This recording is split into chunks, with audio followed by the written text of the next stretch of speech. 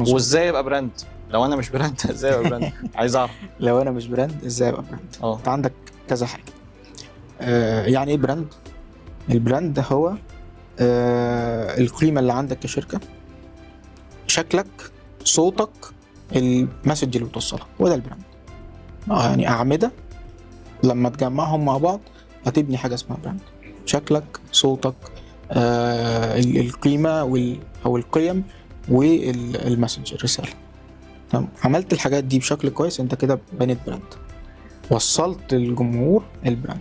صحيح. طيب يعني ايه تنجح براند؟ يعني تنشئ الحاجات دي بشكل كويس، تخطيط مناسب،